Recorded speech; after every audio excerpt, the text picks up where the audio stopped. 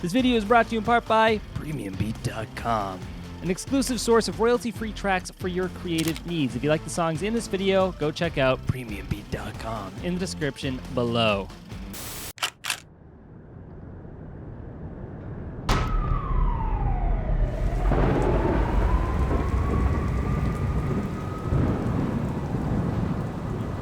Next stop, Salter Street.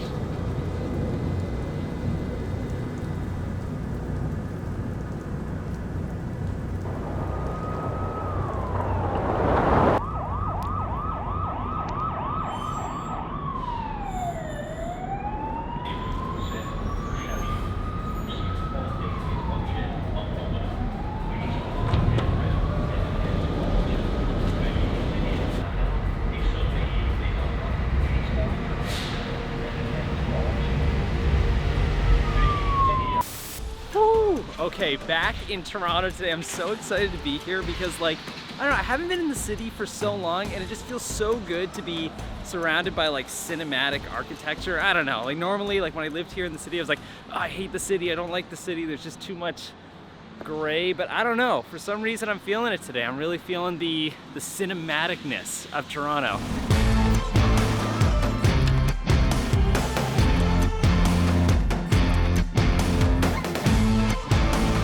So one of the things that I want to chat with you guys about today is how to make a story that doesn't suck, and like how to improve your storytelling skills. Recently I released a short film online. If you guys haven't checked it out, you can watch it in there's gonna be a thing that pops up, you can click it. I don't know if it's over there or in one of those corners, but I recently released it and I'm like super passionate about how it turned out, how everything flowed. Whoa, this is so cool. Look at this. It's like a really good background. It like deserves its own shoot. I think I'm gonna stay here and just do some shooting.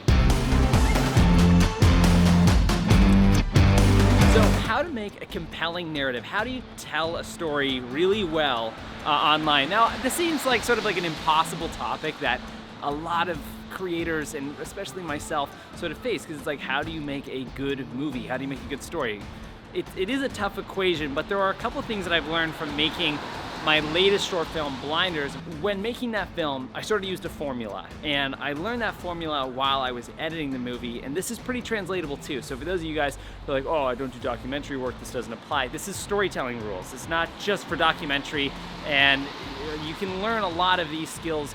You can utilize and implement these skills in all aspects of filmmaking, from documentary to narrative to your YouTube videos to event coverage, whatever it is.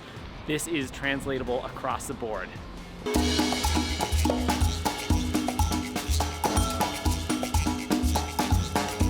My first tip, my first words of advice for you guys is the fact that if it's easy, if it's comfortable, you're probably not capturing anything interesting. Remember, like the best scenes in any movies, or the best parts of your favorite stories usually comes with the character overcoming obstacles, right? It's usually that journey, the difficult part that someone has to go through that has either lessons to learn within it, seems interesting on camera, and overall it just is like a really great moment within any sort of story arc. Same goes with YouTube videos. Whatever it is, the more uncomfortable you are, chances are the better it looks on camera, the better story you're capturing. If you're in a location, go to the most difficult part to get to.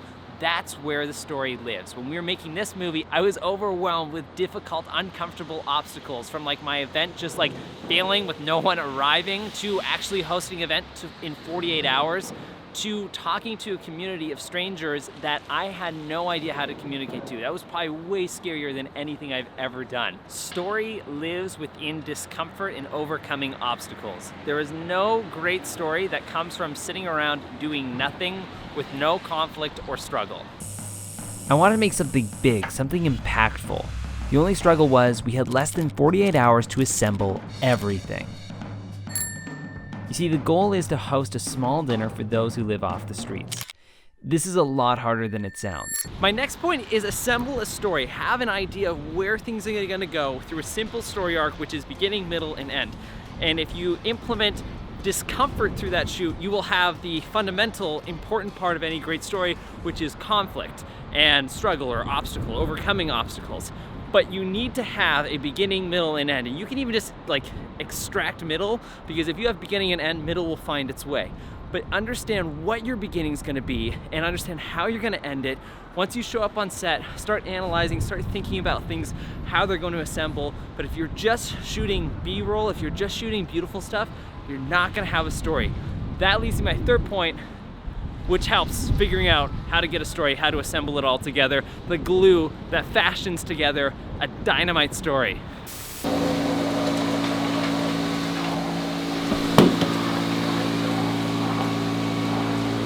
It's so cold. Ugh, that's why I'm setting it up here. My third point that I want to share with you guys is very simple.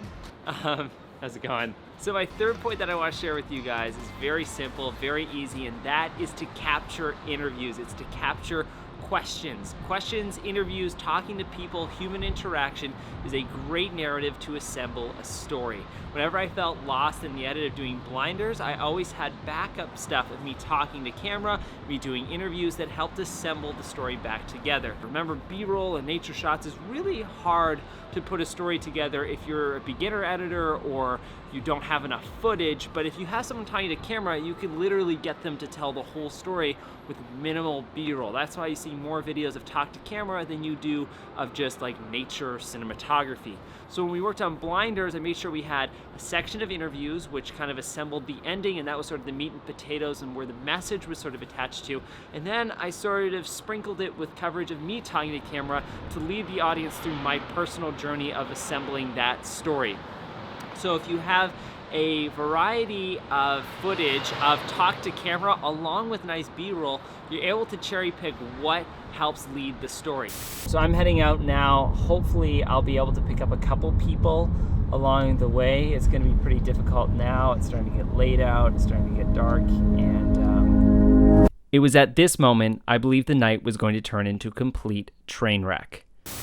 My final tip is actually just to capture when you don't think you should be capturing. It's to film when you think there's nothing to film. And whenever you're not holding your camera or whenever you're not shooting something, ask yourself, is that because there is nothing to shoot, or is that because I'm just kind of lazy and don't want to capture elements of the story, or maybe I'm too afraid to? That leads back to point one. When the going gets tough, sometimes you're like, oh, I shouldn't be holding my camera for this, I should be participating or whatever. Film it.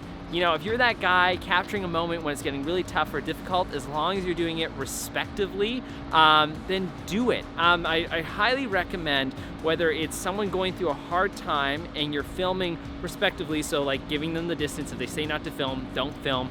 But one of the moments that I regret not capturing part of blinders, which was like one of the craziest moments, was when I went back to sort of assemble some more guests for the event. I was literally in a crazy state of discomfort, and I was so uncomfortable that I didn't film any of it, or I didn't get anyone to capture it. That's why there's like a bit of a gap in the movie where I tell a backstory, and I was able to like sort of story tell myself out of that pit. Definitely always just be filming. Always capture stuff and find beauty and find story in elements where it might not seem like it's there.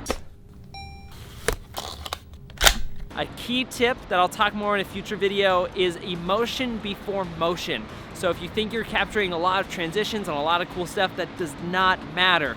If emotions are happening, capture that before capturing anything that looks beautiful, anything that looks cinematic. There's plenty of videos out there that are cinematic. No lessons are taught through cinematic. All lessons are taught through overcoming obstacles and expressing emotion. That's it, guys. Thank you so much for watching. Thank you for taking a look at it. I'm overcoming a personal obstacle now, which is sort of vlogging in public. And it looks super cool today. I'm like enjoying so much filming in the city today. If you like what you see, if you like what I'm talking about, want to follow more vlogs, blogs, and stuff of me blabbling on about random stuff, you can subscribe, you can check it out, and yeah, let me know what you thought in the comments below. If you want more filmmaking story tips, stay tuned, keep watching stuff. All right, I'm gonna go play around in this park that has a very cool dog water fountain. See you guys.